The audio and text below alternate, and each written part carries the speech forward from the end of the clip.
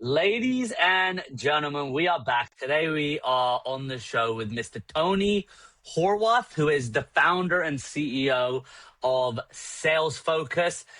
It's a bit of a different episode though, guys. Tony isn't a consultant who advises. He takes over. His team carries the client's business card and closes their deals. So your full sales cycle. He's had 2,000 chances to see what's actually broken inside companies that think their problems is sales, but it's almost never just sales.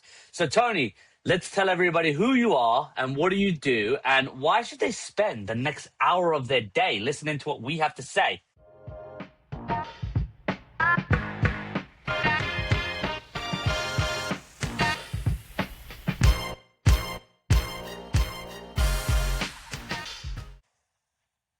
Well, it really depends if they want to grow their company.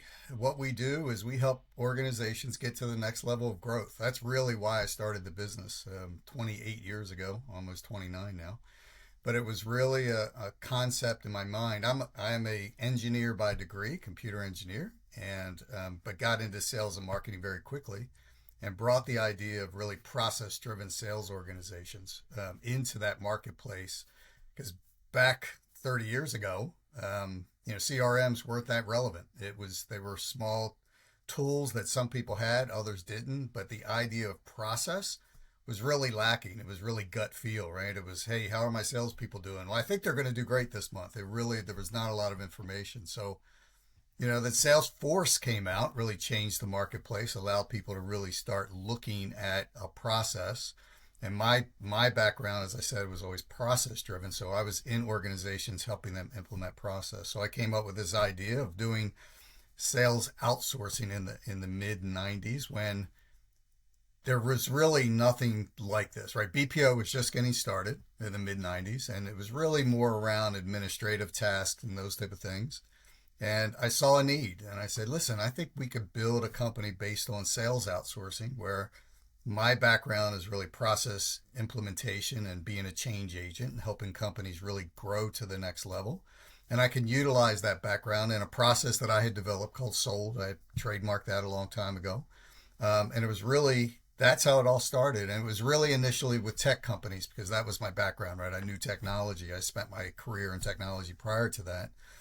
But it's helping companies who want to get to the next level of growth based on however their sales organization is, whether they're a large organization or a small company. We work with small companies all over the world who want to get into the U.S. market. We work with U.S. companies who are Fortune 500 companies that need feet on the street, face-to-face sales. And we work with small organizations who just may need our expertise in order to, how do you get started, right? How do I hire someone and then make them successful? So that's kind of how we got started. I can't imagine any organization that doesn't need revenue, right? If you don't drive sales, if you don't drive revenue, you drive yourself out of business. So it really comes down to what are you looking to do as an organization, and how do you want to achieve that growth? And that's why we started this business and have been, I'll knock on wood, very successful for almost 29 years now. 3 decades, so just about 3 decades. How big is Sales Focus today? So staff-wise, we're about 250 people, maybe a little more than that. The majority of our resources are in the U.S. We also have an offshore office in the Philippines, but that's really more of an engine to generate opportunities, lead generation, if you will, and some of our back office support. But the foundation is really U.S. based. We have an inside sales organization that's based in Charleston, South Carolina. And then we have outside sales reps who are all over the U.S. based on where they need to be. So geographically, we've worked in every state, I think, except Alaska. We really haven't done anything in Alaska, but we've been every place else with, salespeople selling all different types of products and services. So a little bit selfish for me. With the time we're in now, I call it in the 90s. That's my old man. He's approaching his mid 60s now. That was the time when Enron was around. My dad was at Goldman Sachs. And the market at that point. And we're going to get into it. It went like this, boom. And you said in the 90s that this is when BPOs were really taking this time to kick off. So how do you compare that to AI right now, AI agents, AI SDRs, like we both know that it's a lot of noise, it's a lot of garbage because there's so much nuance to it. But in terms of the opportunistic value of the 90s BPOs, which is outsourcing a human, now we're outsourcing to agents that are robotic. Right. How do you kind of compare those two or the two times? Yeah, so I get asked that all the time. It's funny you mentioned Enron. I don't know if you know the story, but that was our first Yes. large client. Oh, okay. My dad doesn't like him too much. Yeah, it was kind of like, we were this small, little startup, and we got this major contract with, I think at the time they were the fourth or sixth largest company in the world, and it was like, oh my gosh, this is great. Yeah, didn't end up too well, but it started great. What I tell everybody, because everyone asks this question, well, how does AI play into sales, and how do you see AI playing into sales? Future. Everybody wants to know the future. So AI has been part of sales for a while. There's not a tool out there probably that you're using in sales that doesn't incorporate some model or some bit of AI, right? Every CRM does, every outreach tool does, email campaigns, they all incorporate some amount of AI. We are not in the belief, and I say we being me, that on the outreach of being just computerized, that's where we're going. Our model has always been personal touch, right? And yeah, I'm old school. And I have this conversation with young salespeople nowadays who, kind of went through COVID and they did everything remote.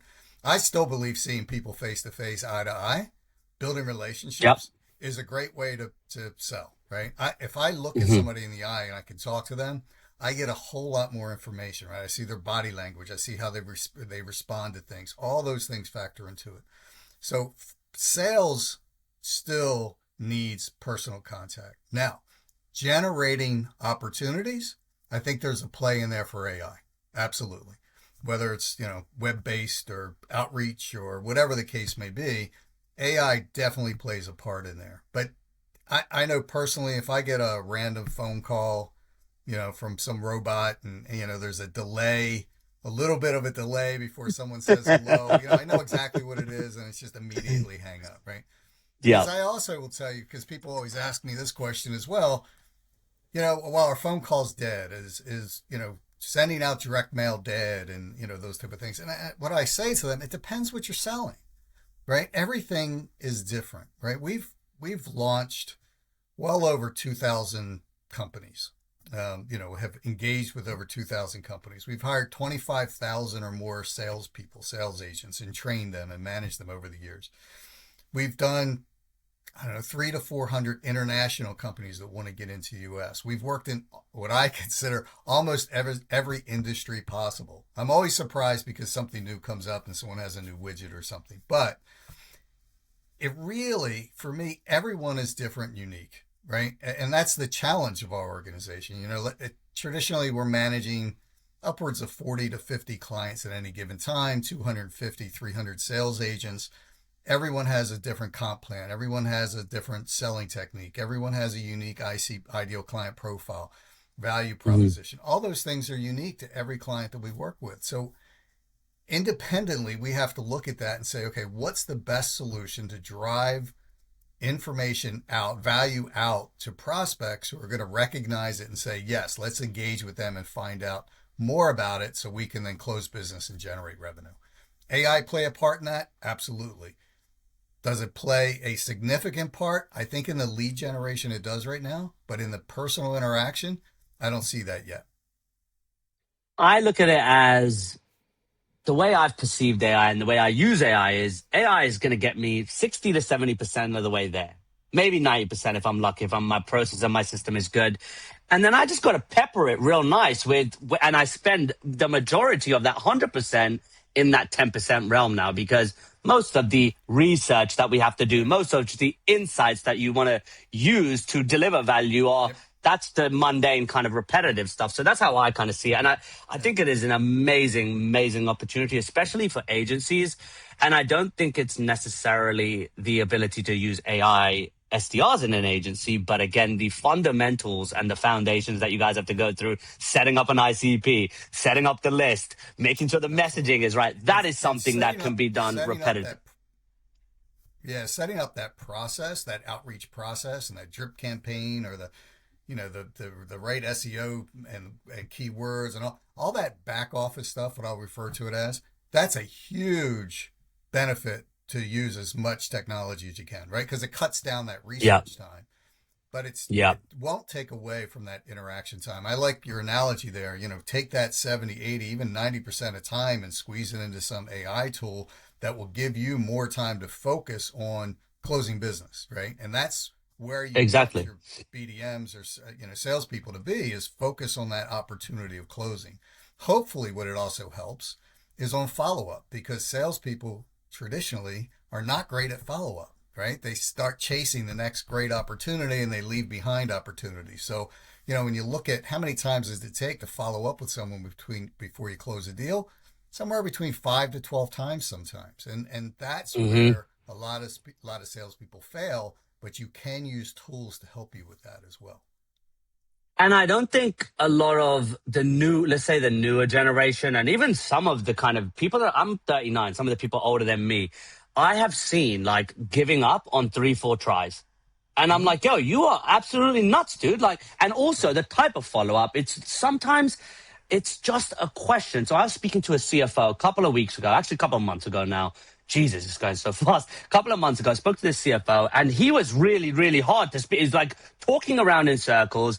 And then I was like, hey man, can you just be a straight shooter with me? I want this to be, I want this to work. I don't want to bullshit anybody. I don't want to waste any time. Can you tell me what your problem is? Just tell me that and I'll see if I can help. Right. And this dude unloaded everything. It became a huge opportunity, and it's just because, again, sometimes like we want to be so polite and we want to kind of work our way all the way around when it's just like, dude, what do you want to do? And they're just like Yeah. this, it Yeah. becomes so much easier. You know, Sales is about solving problems. That's what it is. It's Yep. about fixing problems, making companies better, people's lives better. It's the value that you bring. And if you can't identify a value as a salesperson, you need to move on. But if Yep. you ask those basic questions, I always tell people there's one, especially new salespeople. I said there's one question you need to ask all the time, and it's why. Right? Why? It's a simple question, but why are you not interested, or why do you not see the value? Because typically it's because the salesperson isn't explaining the value properly that resonates with that person, right? Because it's all personal to that individual or business, and they may Hmm. not recognize the value of the job of the salesperson. It's not a salesperson, it's a value proposition person. That's their job. Get the value out, Hmm. find solutions, solve problems. I always say to people, if you ask us a CEO when you're laying in bed and you can't get to sleep and you're rubbing that ulcer, what's causing that ulcer? If I can fix that ulcer problem and I let you sleep comfortably, I'm going to be a hero, right? You will buy Yep. my product or service, and it's not about money and it's not about, anything else, because if you can solve business problems, that's the key. It's that simple. I want to ask you this. This has come up in 3 episodes now, and it's some cases where I know this to be true. I'm a big Chet Holmes fan, The Ultimate Sales Machine. I love that book. So I have typically sold to the problem, right? And if I couldn't sell to the 3%, then it would obviously be the ones that have the problem, but they don't know they have it. The They ones don't that know. are aware of the problem, right? And Right. I would sell to that problem. But then there's this, I wouldn't say it's a new narrative, but there is an alternative, which is, what if they don't have a problem and they want to just grow and they're insightful towards growth? What is your take on selling to the problem versus selling to anything else but the problem? Well, see, but you mentioned you said it's not a problem, but growth, it's a challenge, right? We can call that, because everyone, I shouldn't say everyone, most organizations want to grow, right? I mean, that's Yeah. if you don't grow, you're going to die, right? In this business and any business, you have to be nimble and you have to be willing to grow and you have to be able to take chances, all those things. So and I'll give you a perfect example. I've been doing this for a long time. I am the OG of sales outsourcing. We really started the industry. We were the first sales outsourcing company in the US. No one knew what I was talking about. I'd go out and say, yeah, I want to take over your sales organization. I want to manage it for you. I'm going to recruit. I'm going to train. I'm going to hire them. They're going to be under my HR. You don't have to worry about any of those problems. People Wow. looked at me like I was insane. right? I'm going to give you my sales team. That's my connection to my clients. I can't possibly do that. Hmm. And it took about a year and a half for me to really get through to some people. And we'll mention that Enron word again, but to really see, hey, this value that they can bring isn't necessarily they didn't know they had maybe an HR problem hiring people and replacing people and and growth, getting new customers. It's kind of developing that structure of being able to go out and say, hey, are you interested in growing your business? Right? Because my company does solve problems. We solve HR problems. We solve training problems. We solve a lot of problems. But our focus as an organization is help companies grow. So we don't necessarily go out with the idea of, hey, I want to solve your problem of turnover, right? Or solve your problem of high cost of sale. We do all those Hmm. things, but our focus is the top side. How do we sell to business owners who want to grow? That mindset of I want to take the next step. If I'm $1 million company, I want to reach 5 or 10 or 15, or if I'm $100 million company, how do I get to 250? Those challenges as a CEO, they have them all the time. That's a challenge every CEO has. No matter if they're a small business owner and they're just trying to get to that first $1 million level, those people they typically are not salespeople. They're typically say they know the business that they're in, but they Hmm. don't know sales. They don't know how to progress to a 2 million, 5 million, etc. The big guys, the bigger guys, mid-size and large Fortune 500, they know where they need to get to now. But 28 years ago, they didn't know a solution was there to help them get there by putting feet on the street and having someone else manage them and them not having the headaches. So, yeah, we solve problems, but we sell to the value of growth. That's really the focus of our organization. So, when you talk about if you're not selling the problem, what do you sell to?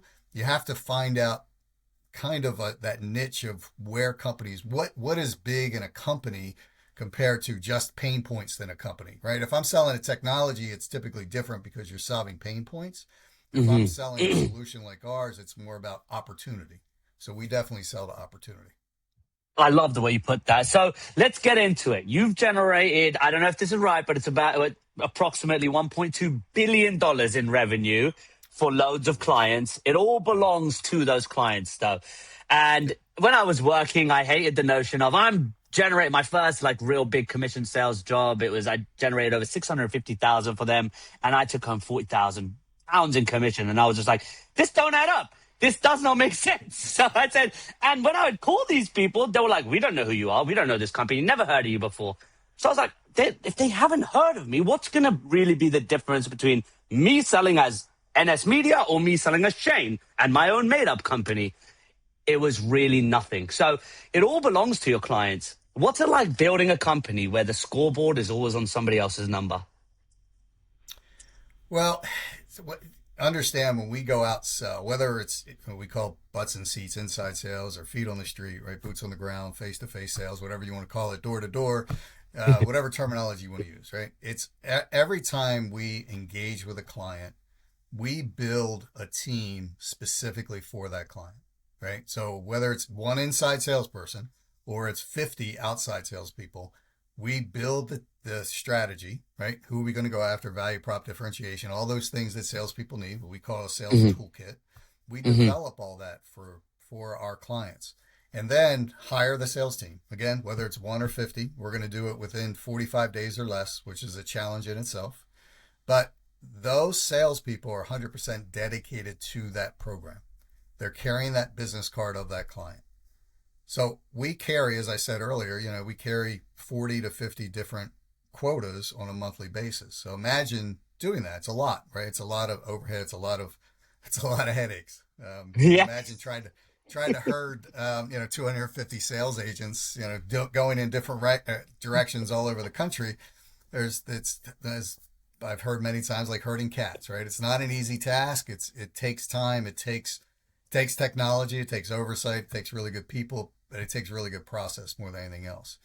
And those salespeople are carrying a specific quota, and we have to track that for our clients. I think a big reason larger clients come to us, one is the speed to market, right? Because we're fast, right? It would take a Hmm. big company months to do what we do in 45 days or less. And then to adjust because we're also nimble if we need to be flexible, if we need to scale up, scale down, if we need to move to a different territory, whatever. Again, we're much faster than those Mhm. organizations can ever be. And then the small companies, that's our knowledge, right? We know how to build, we know how to train, we know how to manage all those things that small companies can't do or don't do well. I don't want to say can't do, but they don't do well. So when you're looking at, hey, I've got to generate quickly revenue for our clients or acquire new clients, because sometimes it's not revenue but it's information or Mhm. education, and it's about acquiring people. So sometimes we Mhm. sell unique products and services. We have to track it so closely, and our feet are held to the fire much more so than companies do internally, right? They have more of a tolerance internally when they don't have to worry about the HR, or when they do have to worry about the HR aspect of it. Where with us, it's kind of like, no, you need to replace those people. And you have to remember, these are W-2 employees of ours. We don't do commission only. We don't do 1099. So all of our That's amazing. salespeople, yeah, all of our salespeople are employees. They're on full benefits. So the value that we bring to our clients is really brand protection as well, right?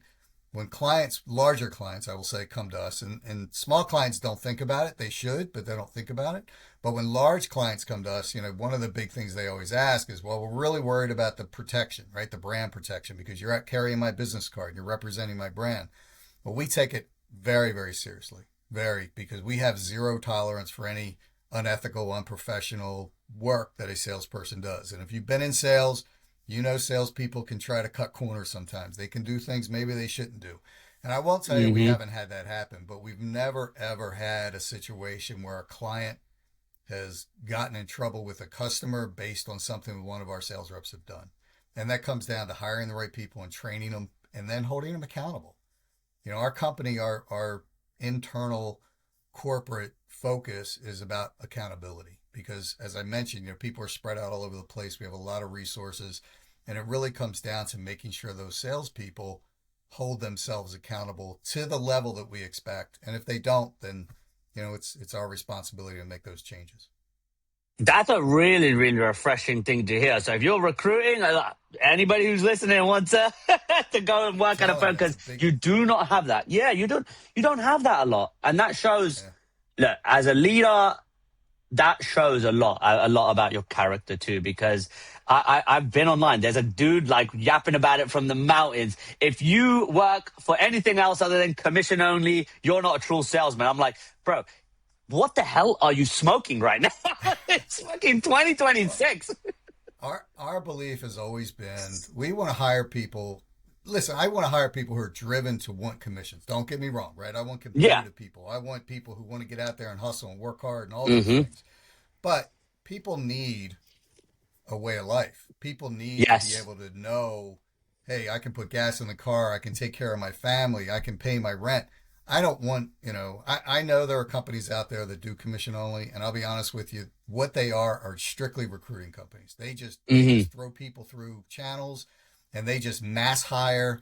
They're not necessarily telling the truth when they hire people, as in, hey, you can earn $150,000 in your first 6 months. Well, that's impossible, whatever it is. But it's just, our focus has always been, let's hire quality people, give them benefits, give them a good place to work, good quality, good training, right? We have really good Hmm. training, and then take care of them. And we've had salespeople on programs for like 8 years. I mean, it's unheard of. The That's traditional really big. lifespan of a salesperson, especially like an outside door to door type salesperson, is about 6 to 18 months. That's it. And Hmm. we've had people literally on programs for 8 years. And that's a testament to not only our clients, not only sales focus, but the support team I have in place to make sure our HR is trying to give, the best benefits we can, and to give 401ks, and to give good, vacation, and take care of people. And if there are HR issues, to make sure we address them quickly, and to do Hmm. all those things so sales focus is a good place to work. And don't get me wrong, it's a challenge recruiting. If anybody's out there recruiting right now, it's a challenge.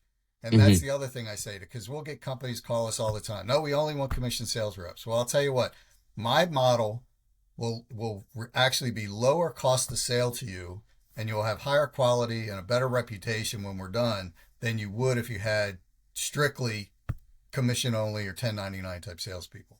Now we will put guardrails around programs. So we'll put like what we refer to as a risk reward that if we Hmm. don't hit certain criteria on our quotas, Hmm.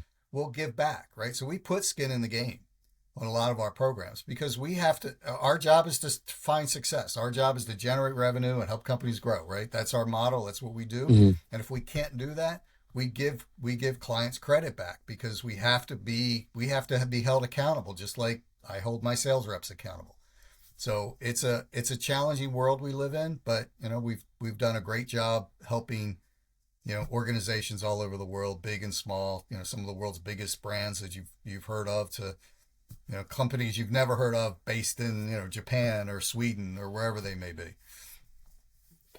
I think a really interesting stat that I read was Sales Focus averages a 37% revenue lift over whatever the client had before you arrived. Correct. That means the average company is leaving more than a third of their revenue on the table before you Yep. step in. So where is that 37% hiding, and how do you find it? Because you have to have good people. Most companies, there's a rule of thumb out there that most sales organizations are kind of a 20-60-20 rule, right? 20% are high achievers, 60% are in the middle, and 20% are on the bottom. In transactional sales, meaning one touch, two touch, three touch type sales, where it's really, you're hitting doors, moving on, hitting doors, moving on, you still have to follow up. Follow up is key to success, right? You still have to do the basics of follow up and ask for referrals and, have good conversations and all those things. All those Hmm. things have to take place. But the key to really growing is to build a core of good salespeople and then grow that. Unfortunately, that means sometimes on that bottom, it's higher than 20%. And we have to drop them fast. So our model has always been, listen, if you're not performing, you can't be here. We're a performance organization. And Hmm. salespeople, if you don't know that as a salesperson, you're probably in the wrong profession, right? They have to understand. You want people who want to drive to that top 10, 20%. But unfortunately in Yep. sales, you always have some model of, 20, 60, 20, or sometimes it's 10, 50 and 40%. Unfortunately, we have to replace those 40%. So what we try to do, not try to do, what we're successful in doing, replacing quickly, but focusing on that middle tier to get them up, right? Because most bad sales managers, they focus on the 10%. They're giving all their attention to their high performers. Your high performers typically, it's get out of their way, let them do their job, just make sure they're doing it professionally and ethically, right? As long as they're doing those things, get out of their way, let them keep going because they have the right habits. Developing the right habits in sales is a big part of it. People ask me all the time, well, how do you find good salespeople? What do you look for, right? We've done tests, right? There are a lot of sales assessment tests you can do. There's a lot of different ways of doing things. It didn't work for us. It may work in different, for different companies. For us, we we couldn't tell the difference in doing assessment tests between our top performers and people coming in that were still new or not performing. So we didn't see a bandwidth of saying, well, our top performers have these qualities. If we just strip back our 25,000 people that we've hired over the years and we look at, okay, what are the attributes we really need to look at? The first one is work ethic. It really is. If you're not willing to get up and get out and do your job every day and do the follow-ups and do the knocks and do the phone calls and do the emails, if you're not willing to do the task that it takes, it's tough to be successful in sales, right? You have to be able to work hard. Sales is about working hard. The other thing is you have to be able to be, have a pattern of activity that you're comfortable with, a speed in which you work with. You have to have a real interest in people, meaning have conversations, right? If you're selling to a business and you really don't care about what you're selling, or you really don't care about their well-being or their growth or their whatever, their problems, it's tough being a good salesperson. But if you really have an interest in people and you have what we refer to as intelligent conversations, you can be successful as a salesperson. So we look for those intangibles more than anything Hmm. else. And then the sales techniques, we feel we can teach people those type of things, right? I can teach them an opening statement. I could teach them something about personality profiling, about listening techniques, about how to approach people one-on-one. We can teach those type of things. But as I Hmm. tell people, I can help you open almost every door, but I can't help you open your car door in the morning. If you can't get your butt out of the door, get in the car and get to work, and do your job, hit your KPIs on a daily basis, it's tough. It's really tough because I just did a podcast about KPIs and why they're important, but they're not an end all, right? KPIs are key indicator, as they are, to see what sales reps should be doing in order to achieve minimum results. But not all KPIs are equal because not all sales reps are equal, right? Hmm. I consider myself a sales expert, and I promise you, if I was given, 5 opportunities and a new person was given same 5 opportunities, my results will probably be better because I Yeah. have a way of, speaking to people and understanding problems and really getting to the core of the issue and following up and all those things we care about. Great listening skills, understanding personality types and selling to those type of things. Well, new salespeople don't have those skills yet, but we have a structure around new salespeople where they can go to team leaders or sales managers or directors or to get assistance or get back into training, right? We have a whole LMS training system where people, if they're struggling getting past gatekeepers or they're struggling getting to a yes, all those things, we can give them additional training. So, sales is about learning. And I think a lot of people take an approach of, hey, I talk a lot, right? I can be a good salesperson. Well, that's not sales, right? Just being able to talk is not about sales.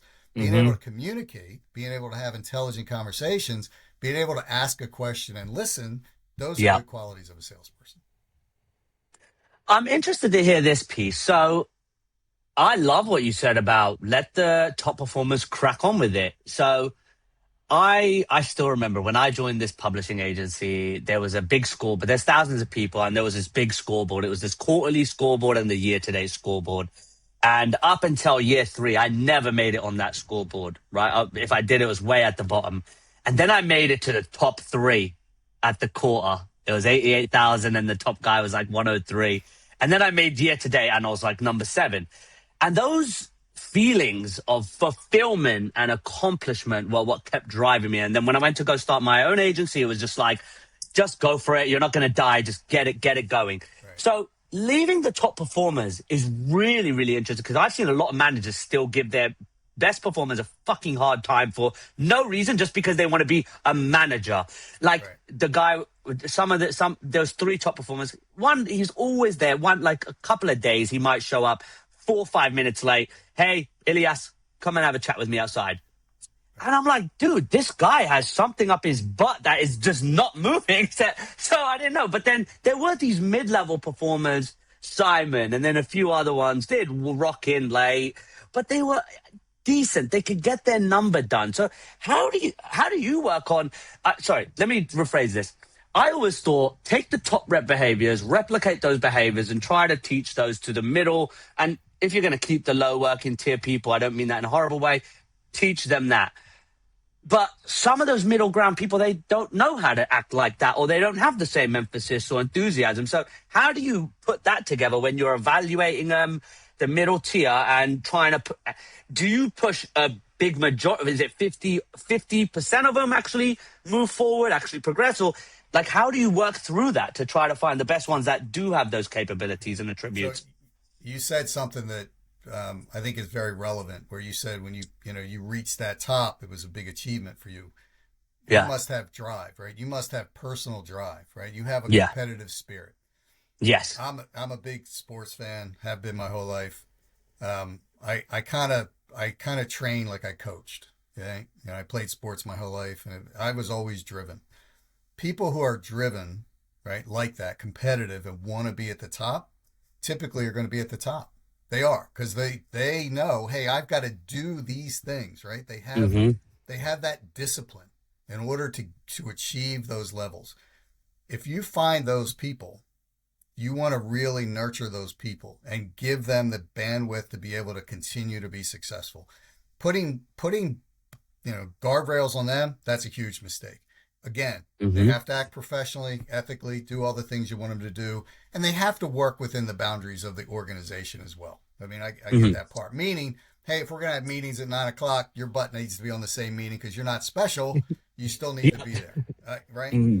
But that middle tier, you have to find those people who are doing the right habits, right? Are they meeting? I'll just go back to KPIs, right? Are they doing enough knocks? Are they doing, let's say you have a goal every day of 20 knocks, 5 conversations and 1 sale, whatever it may Hmm. be. And you start looking at KPIs and you start finding those people who are doing those things, but they're not finding success, right? They're not getting that 1 close, but they are knocking 20. They are having 5 conversations. There's someone I want to focus on and give them more time because they have the discipline to do the job. It's just they must need more training. Maybe they're struggling. Maybe their communication. I had a guy once, long time ago. He was a very average salesperson, but he really wanted to do well. He was a young guy, just out of college. He was shy. And every time he'd walk in or meet somebody, his head was down, right? He'd always cast his eyes down. He just didn't have confidence. And our big part with him Hmm. was just how do we get you to just walk in, kind of fake it till you make it, right? Walk in with your eyes wide open, firm handshake, look somebody in the eye with a smile, and you'd be surprised how far that goes with that confidence level, right? Just to be able to go in Yep. and say, absolutely, not to BS somebody, not to overshadow, if you can't do something, meaning lie to them, if you will. There's a simple way if you don't know something. It's, you know what? That's a great question. I'm going to get back to you. People appreciate Hmm. that. There's really simple things to do in sales, but Yep. that discipline, that work ethic, if they're doing those things, as I said before, I can help you. I can't help you open your car door, but I can help you open doors to sales and help you be successful. And we've had young people, making $20,000, $30,000 commission checks in a month. It's awesome to see, right? We've had Yeah. people, we didn't know this until the end, but we had people that were essentially homeless, like living out of a van. We had Hmm. no idea. They were able to work for us and we were able to train them and it turned their life around. I mean, we have stories Yep. like that make it, that makes it worthwhile of giving your time and energy and focus of those people who really want to do it. We can help you do it. But if you have people, when you look at the daily knocks or the daily activities and they're just, oh, excuse after excuse, well, I couldn't do it. Oh, I was sick or I this, I was that. It's just the discipline's not there. Hmm. The drive to succeed internally has to be there, right? We're going to give you a great commission plan. You have uncapped. We have no none of our plans have caps, right? You can earn as much money as you can if you want to do it. And I have story after story of sales reps who, our top rep in one of our longstanding programs. It's no longer with us, but a longstanding program. His focus was, I am not going home until I close a deal. It was just his mindset every single day. And he'd stay out till Wow. 7, 8, 9 o'clock at night because he told himself, I can't do it. And it really came down to his lifestyle, right? He had a Hmm. boat. He had a lot of debt. I love high debt individual salespeople, right? Yeah. Yeah. Those are driven people. Yeah. Yeah. Don't Always have a is. Always baby. is. Come on. Yeah, two on the way. It's a, There you it's a go. never-ending story. So let's get into something real juicy, right? I think this All is going to right. be a great clip. So Enron's sales team, little bit Yeah. delicate. Tell me what you can and can't say, but you built the sales team for Enron Energy Services. That's a name most people know from the news, from the headlines. What was it like selling for Enron? And then what happened to your team when the company collapsed? So Enron was such a great story, bad story for us. We were a small organization at this time. We had just launched in late 1998, and it took me almost a year of really getting the message out there. And we got 2 big contracts almost simultaneously, one with Sprint and one with Enron. And here is Enron, literally, again, I don't remember, 4 or 6 largest company in the world.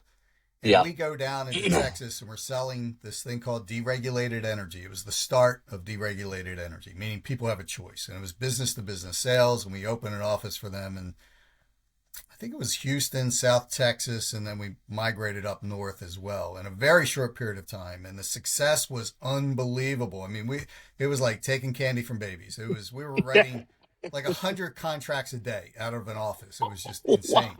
Oh, well, people were making so much, the clients were saving so much money, that opportunity. And it was actually Mm. pre dereg. So if deregulation, I may have my dates wrong, let's say started in 2001, in 2000, we were actually doing the sales leading up to it. So it was pre deregulation. We were pre Yeah. selling. And we're out there just killing it all over the place, and we're growing. They're telling us to add more people, and it's, for my little company, it was awesome. And then we are, I'm actually flying down to, I think it was Corpus Christi, Texas, beautiful Corpus Christi. And I had to stop over someplace, and my phone, I don't know, I had 20 voicemail messages and all these texts. It was like my phone just blew up. Oh, And I was like, wow. oh, this can't be good. So I started, looking what's going on, and it's Enron saying, pull everybody out. So we, pulled them out of the field, if you will. And immediately we went from working with, the sixth largest company in the world to, hey, we're going bankrupt, and, we have to pull everybody out of the street. So it was, for us, it was very detrimental. Yeah. But what it did for me, truly what it did for me, is it made me realize, because if you remember, I told you we started in tech, right? Hmm. Because that was my background. My business model was, hey, we're going to go in and help technology companies, because a lot of times they're started by technologists. Hmm. Yeah. Technologists don't typically equate into good salespeople, except myself. Except myself. But that was the business model. But what happened when, Sprint came to us, Enron came to us, and it kind of a light bulb went off and said, hey, we don't need to be an expert in every industry. We're an expert in sales and sales process. Learning the product is the easy part. People hate when I say that, but learning the product can be the easy part, because you only need to learn Yeah. it once, right? Yeah. Sometimes it's challenging, but most of the time that's kind of the easy part. But that was the thing. It was just, they pulled the plug so fast. We had to let, goodness, we must have had 50 sales agents at the time. It was a big program, and unfortunately, we had to lay off 50 people simultaneously in one day, which was not a good story for us. But there was a good ending from that. I built some relationships in Enron, and a couple of those guys went out and started other energy companies. We represented them for years, and that really got us in an industry. Now we've represented well over 50 or 60 energy providers, more than that probably now, for the past 20 plus years. So and we're Wow. still in that industry to this day. Insane. So what do you think about this statement? I in my idea, I heard it from somebody, and then I kind of regurgitated in my own words, which was, at first I had $10 problems, and then I figured out how to solve those problems, and I made more money. Then I had $100 problems, then $1,000 problems. Then I had my first 100,000. It was actually $111,000 problem, which was a company out of Australia, and this company out of Australia decided that they wanted to sell T-Rex 3D graphic, like, statues, that like holographic statues, and put them in museums. I was like, okay, sounds cool. So you might know Connect and Sell and Chris Beal and all those guys from Los Gatos, but they have a phone dialing technology. So we were using this parallel assisted dialing technology to make thousands of calls, and we were doing it really good. We started to book them meetings, and do you know what they said? There is no way you can call this many people in a day. So I sent them the report, and they Right. were like, nope, you guys are liars. There's no way you could do this. I said, here's the technology. Here's the CEO of the company. If you want to speak to him, go speak to him. This is exactly what we do. We have 4 people running, like, what, 700 calls an hour? We can do this. They fired us.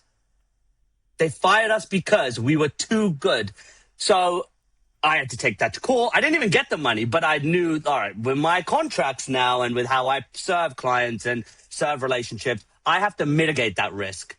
And the way I look at it is, the bigger the problems, the smarter you get in mitigating that risk. Do you feel you had to go through something like the Enron situation to get better at business, to be more aware of kind of the possibilities? Because if you just went Yeah. through it, you might not have ever Yeah. known, You you know, know? that's I never thought of it that way, Shane, but it's true. It really, as I said, it was a light bulb going off in my head, right? Because my original business model was helping small tech, and actually 8A companies, which small disadvantaged organizations, because they always have to mature and grow to another level. So that was really my mindset going into Sales Focus. And then Enron really did click, and Sprint as well, big company, and they saw the value in what we could do for them. But Enron being 50 people, it was like, wow, we could really manage large organizations. And at that time we were really small. I mean, I probably had a handful of support. That was it.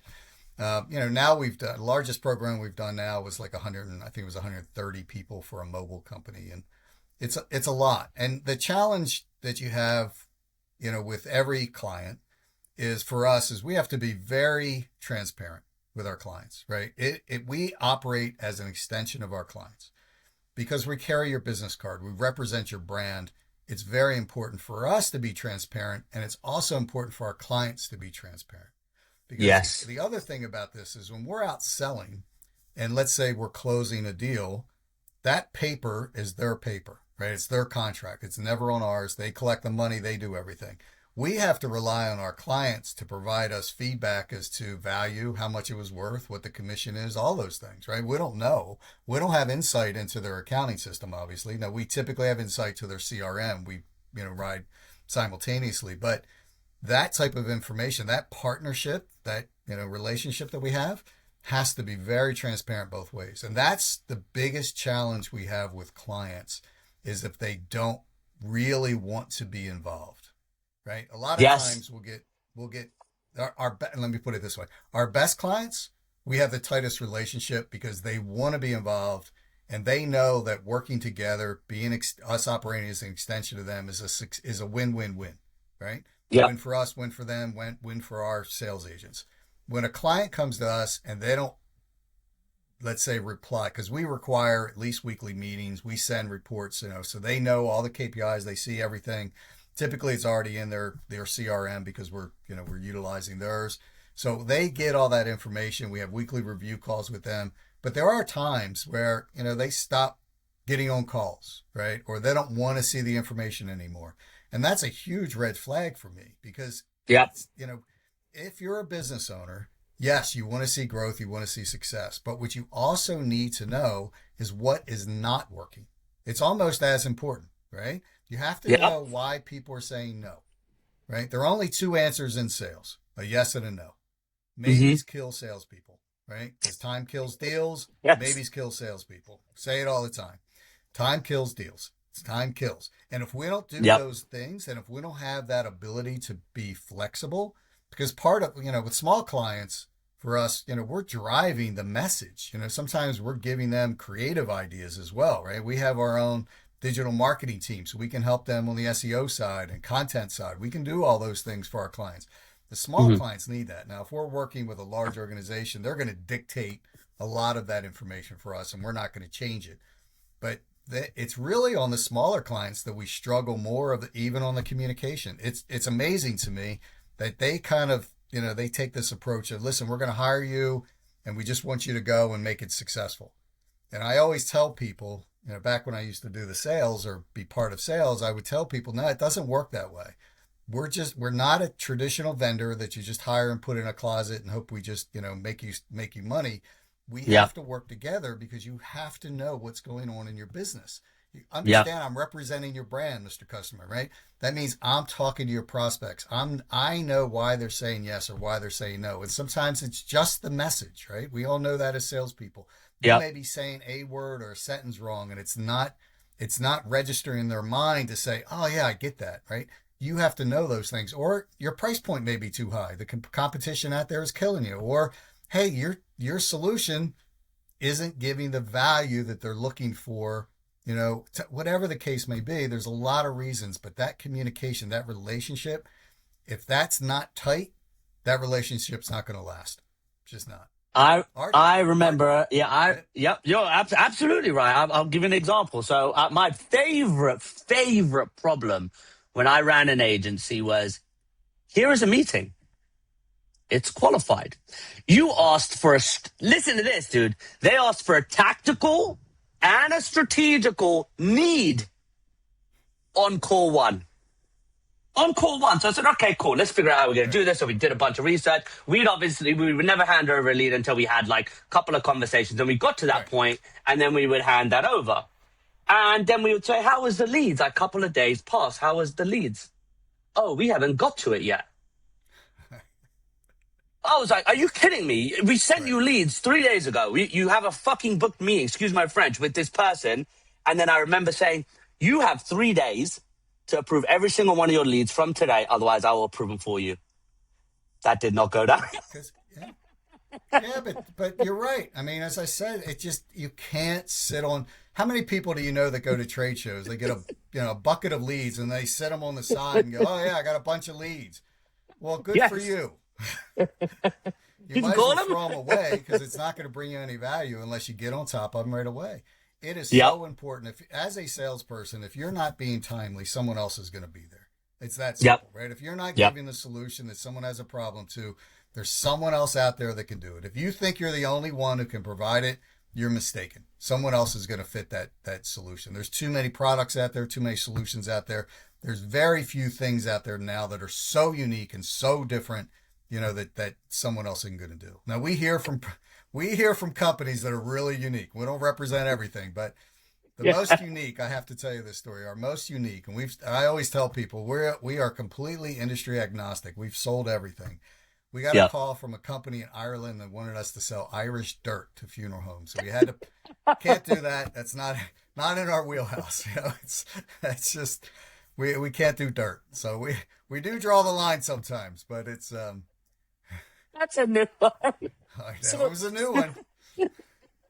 there always is in this space. There always is. So Oh, you you've always said get something most. interesting. So one thing I really thought was really cool. Most businesses are started by experts, like we all Yep. know, right? We know everything. We get a bright idea, and it's the only one until you go and search on Google. This solution is like pring, pring, pring, and Right. just ends up being like, all right, cool. How do I do this better? So after 2,000 engagements, what's the most common lie founders tell themselves about why their sales are not working? Oh, that's such an easy one. They tell them, so this is primarily why I started the business.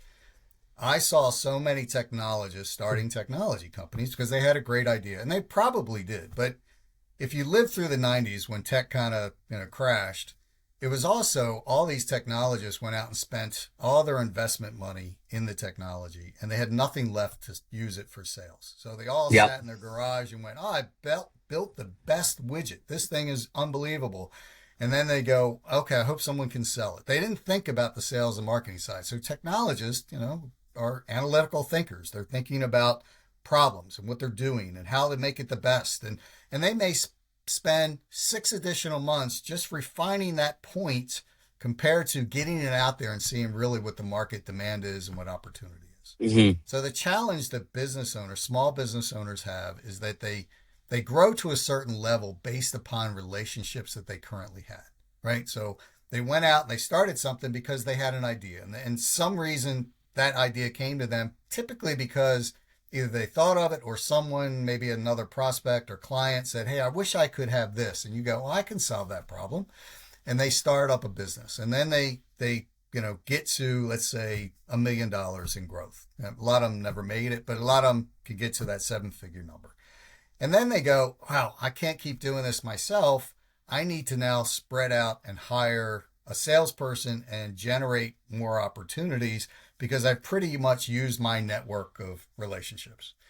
Yeah. And they start doing that, and they go out and they hire a salesperson, and they bring in this salesperson, and they pay him a mid-range salary, let's say, or they try to do a commission only, which never works. But let's say they do hire a salesperson and pay him a salary. But that salesperson is not what I consider a high level salesperson, right? They're not a marketing person. They're not a Hmm. trainer. They're not a research person. They don't have any support behind them. So the owner hires a person. "Go get him, buddy. It's all on you now. I'm turning everything over to you. My product is so good it sells itself." Right? I can't tell you how many times I Everybody hear wants this. it. Right? It's everybody wants everybody I talk to buys it. I have 100% success rate every time I talk to somebody. Okay, that's a big red flag. So they hire a salesperson. 6 months go by. The salesperson hasn't closed anything, and they say, "Oh, we hired the wrong person." So they go out and they hire another person, and they have this just roller coaster, right? They spend money on salespeople. What they don't understand or they don't face is they don't have the support structure. They don't have anyone doing, really looking at their SEO and keywords and anything else they need to do on a digital marketing side. They don't look Hmm. at really developing what we call a toolkit, meaning the Hmm. ICP and the developing KPIs and value props and differentiation, all those things that a salesperson needs. They don't really have sales training, right? And these salespeople aren't really high level salespeople. They still need some direction. So all of these Hmm. things are missing, and they expect this mid-level salesperson to go out and find success. It's just not going to happen. So Yeah. now they've wasted money. And what they've done is now they've diminished their investment, and now they're going to look. Now they come to us and go, "Well, I don't have any more money, but I really need a salesperson." Well, best of luck. Best of And luck. we want the best price And too. we want the I best, yeah. I So remember from they're not honest with themselves about what they really need, yeah, and I'll give this to you as well. As I said, we've been doing it for almost 30 years, 3 decades. Still, people don't know that a service like ours is out there. Sales outsourcing. They don't know. They know lead generation is out there, but they're really surprised a lot of times when I talk to them about, hey, we're not just lead generation. We're about execution. We're about revenue generation and new client acquisition, right? We're helping you yeah. grow. That's the differentiator between us and, all the lead generation companies that are out there. Not, it's not that they're a bad thing. It's just that's the difference between us and them. It's a big difference. I remember not too long ago, there was a company again. Oh, we want these clients, and if you could, the space, and if you could do it, just go out and get them. I got them 15 CEO meetings in less than 4 months. They botched all of them, right? Yeah. They botched all of them. They ended up changing strategy, and they were like, I got to the end of 6-7 months, just like you said, and I was the only one doing cold calling. I ended up getting Apollo, and I was like, I'll see what I could do for this, and I'll see what I could do in my network. So I did it, and then we had to pivot into a new industry. So I had to use cold calling again, call up a bunch of strangers, and we got crumbs. We got so many crumbs until I said, basically, it was a situation. I need more money. I need a budget. Well, we don't have it. We don't have any money. We haven't raised money. When we get to this amount, then we'll be able to do something. I said, I'm not cold calling anymore. And then they said, all right, fine, we're going to fire you. And I said, okay, fire me. Your company will die tomorrow if you stop cold calling today. And furthermore, what did they do? They said, all right, cool. What do you want? So I fought with the founder, and his co-founder ended up saying, what do you want to do, Shane? I said, your strategy is wrong, number one. You want to cold call enterprise companies for this type of industry, and you want them to buy into you as a nobody into a fucking compliance solution? Are you serious? No. All right, cool. So how do you want to do it, Shane? You have to build a relationship and wait and be patient. Yeah. So I set up dinners. I set eight dinners up in a matter of 9 months. Generated over $11 million in pipeline. They are the biggest voice AI collections company in the UK now. And it's because resource. So again, my cost, whatever mine was, we had to increase it to 25,000 for a team. I had to have a resource that would build lists and research, and then go another person who would go do the lead verification about it. And they didn't understand it. And then it ended up being a point where this is what I want to ask you. Cart before the horse, or horse before the cart, because they wanted to sell the product before the product was ready. Now they sold the product before the product's ready, and they don't have a product to friggin' put in front of somebody. So now they're even more screwed. They have no money to pay for anybody now. Anything. That's What's your advice to them? I get, every now and then we just do lead generation for people. It's not typical for us, but they'll come to us and say, can you just do lead? Can you just do lead? So we have a handful of those. We don't typically do it because once we lose control over that process and it goes into that black hole, we don't have any visibility to what happens. Are their salespeople good? Are they following up? Are they really giving the right message? So we see so much drop off there. And you mentioned earlier, sometimes they don't follow up, right? It sits for days. You cannot let an opportunity sit for any period of time, right? You can't. It's gold. That's your revenue, right? Yeah. But that is the product at the level they need it to be. We work a lot in the healthcare world as well. Big industry across the board. Yep. Love the healthcare industry, but it's a challenging industry in that it's very, spread out, right? You could medical products, pharmaceuticals, all different types of things. Sometimes we'll get a small organization come to us. We just had this, and they wanted us to set up meetings for them with CEOs in hospitals. And they were a total nobody. I mean, just a nobody. And they were selling like a product that was, J&J probably has it on their, 50th page of products. But that's what they wanted us to do. And it was like, you're just not being realistic. You can't, there is no way we're going to call into hospitals. First off, dealing with hospitals, very difficult to deal with anyway. It's not a telephone type sale. You've got to really get in there and talk to people and get connections. It's typically departmentalized. There's so many things about selling to hospitals that are so difficult. Can it be done? Absolutely. For a small company that's selling a product, oh my goodness, that is so off base, and that's what they want us to do. We just have to walk away from things like that and be realistic with people. Say, listen, you have a great drive to be successful. If you want us to help you wear that, maybe go into clinics, right? Maybe start with clinics. Maybe start with this type of solution. Maybe some Hmm. doctors' offices, those type of things that we can do for you. We're not getting you appointments with CEOs because first off, you guys wouldn't know what to do with it anyway, Yeah. right? And you're going to blow your first, like the greatest opportunities. You're going to Oh, probably blow them. So they wouldn't you have don't want that. to do that. I wouldn't have confidence in handing that over. So let's do the 12-month handoff. So this is one thing, RevIntel. The biggest, like I said, the biggest problem that we had in our agency was I invested in the best technology. I invested in the best database, multiple databases, and we delivered a great service. So much so that we were actually able to deliver sales qualified leads to some of our clients. Our first big win was 100K, 103,000 euros in off of 3 contracts that were closed as a result of our meetings. But she still had the nerve to say, you're the most expensive provider, so you need to book more. And I was like, all right, cool. Well, you have 103,000 bucks. You're literally 50% up. Let us carry on going.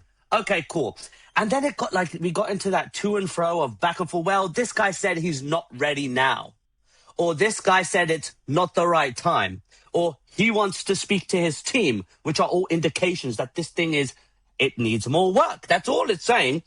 So the Right. attribution after that handover goes, it's like it goes into the abyss. And then you are the first person I've ever heard that says we are tracking CRM too, or we're within the CRM to track as much as we can.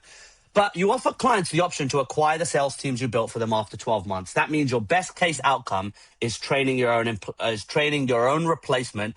Why would you Right. build a business where success means the clients take your people? Because sometimes clients change direction. I'll give you an example. We represented one of the world's largest paint companies, and multi-billion-dollar company, and they wanted to get into the middle market. Most of their business was with big manufacturers, and they struggled for years. It's a very large organization, and a lot of companies struggle getting into the SMB world, small medium business world. Right? Do I do it through marketing? Do I do it through social media? Do I do it through feet on the street? So we're that feet on the street solution. And they, for whatever reason, and they had tons of money to invest, but they tried and failed and tried and failed and tried and failed. And they reached out to us, and we built a team. I think it was about 20, 25 people, mid market, and we had great success. We built like a $30 million business for them in 2 years, 3 years. The gentleman who we reported to directly got promoted. They brought in someone new. He came in and said, my philosophy is not to outsource my sales. I want to bring it in house.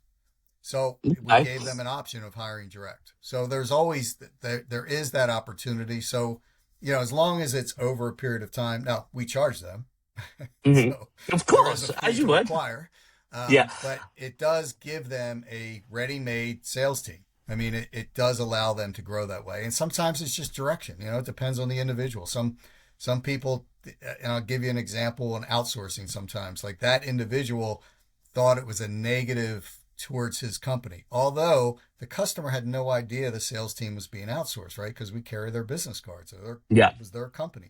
But in his mind, he was thinking, oh, my competition's going to think we outsource our sales team and they're going to run all over us.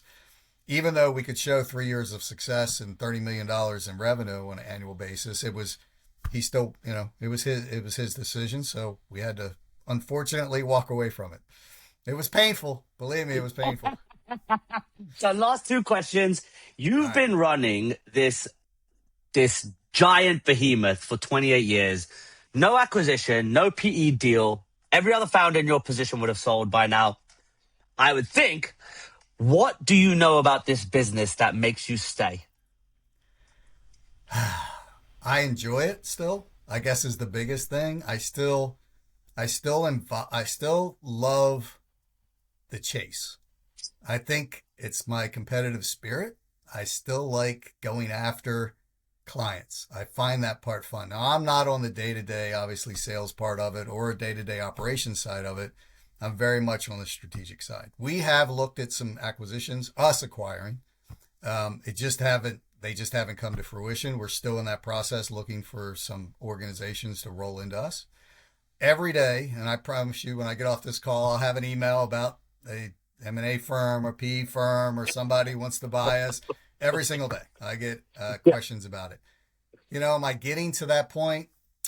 I may be, like every business owner, if someone came down and said, here's a, massive check and type of thing, but I'd want to stay. I enjoy working still.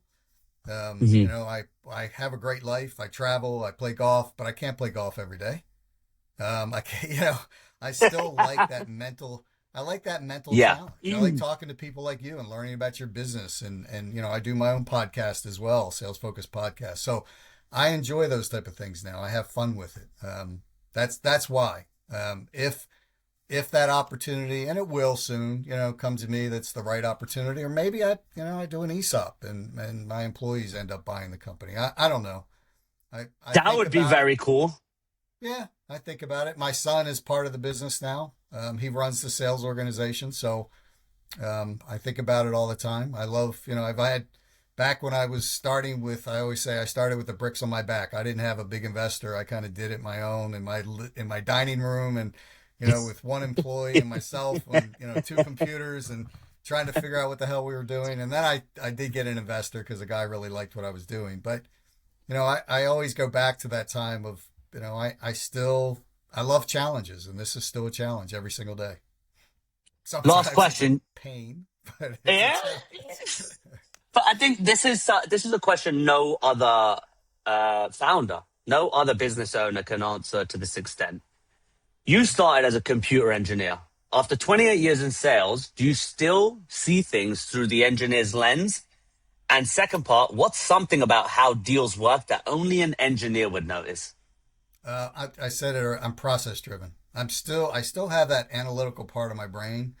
I used to do a lot of classes on personality profiling and really focused on kind of, analytical people are very difficult to sell to, right? Because they want to see studies and they, want to compare everything. And I'm still Hmm. that way, right? Yeah. If we're, redoing a bathroom, I want to see three bids and I've got to, I am that person. I've got spreadsheets on everything.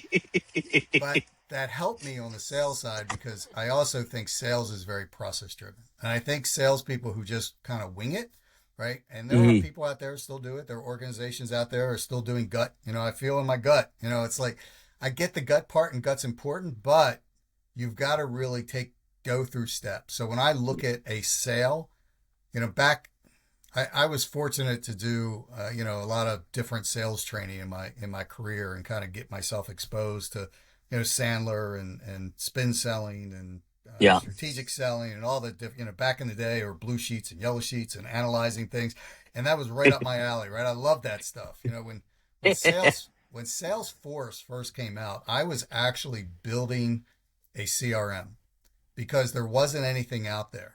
There was, I'm Wow. going to really date myself, but Act, right? There was Act, and it was really I still so you could, act. yeah, you could keep track of, it was kind of a database. So you got rid of your Rolodex, but it was Yeah. just a database. It was, the contact, his phone number, his email, his wife's name, his birthday, but that was kind of it, right? That was all it was. And then when Salesforce came out, it was a great tool, but it was very complicated, and companies were Mm. struggling implementing it. And it was a situation where you had to take your process and incorporate it into what they had, right? So you couldn't take a tool and mold it to your process. So I was like, man, I really want something that's going to be a lot more flexible. But they got there very quickly. They own the marketplace. Now we use every sales CRM out there, right? So we're really a Hmm. HubSpot shop internally, and that's typically what we use. But if a client's using Salesforce or ABC, that's what we'll use, right? So we've used them all. But it comes down to me about process, and people on my staff know I'm a process person through and through, who just also uses the other side of my brain to be creative in a selling approach because I still have that curiosity and drive. So when I look at Wow. what has made me successful, it's still that foundation, but it's also being able to look at it from a creative side and be able to look at it from a interest side and really understanding where companies are trying to get to and what their pain points are, but also really relating to people as best I can. Because sales comes down to, it really does come down to understanding people, because as you said early on, sometimes people don't know they have a problem, right? So you have to Yep. you have to take them down that path, because they're not aware of the tools that are out there, or products that are out there. And they may not know that, selling at, 60% cost of sale is not a good number. You really should be under 30% and those type of things. So all of that knowledge that you have as a salesperson, you have to be able to share, and having what I refer to as intelligent sales conversations. This is a wrap. What are you telling the 28 years ago? You're sitting in front of you. He's just about to start this business. He has two options: to do what you did and live what you lived, or the alternative. What is the alternative? What, you want to know what the alternative was? Yes, I want to know what the alternative is. I was kind of a change agent. I was an EVP at an IT outsourcing company. Yeah. People brought me in to be a change agent, implement process. That's really why they brought me in on the sales and marketing side. So I was running sales, marketing, and actually acquisition at the time for, I had a really big corner office and gave it all up for, spending more time with my family, doing all those things. It was, I thought it was going to be that. It was actually probably not, because starting a business is never easy. And I'll tell you this, everybody, because when I was going to start, I went out and I talked to a lot of people, and I said, should I do this? And I would tell you 90% of them told me, don't do it. Don't do it. Yeah. I'm stubborn, but I also thought I had a really good deal. I believed in it. And the other thing, and I'll tell this to other, people who are thinking about starting a business, you have to have a passion in it, but you also can't have a fallback. You have to go in full. You got to put both feet in. You can't think, well, it doesn't work, I'll go work for my dad, or I'll do this, or I can always fall back. Your mindset has to be, I've got to get through this. Whatever it is, I've got to get through it. And you will have challenges. There's no question about it. Every small business owner does. If you can't, getting past that year 5 is most don't. Let's just put it that way. Most people don't make it past that year 5. They don't make it to 7 figures.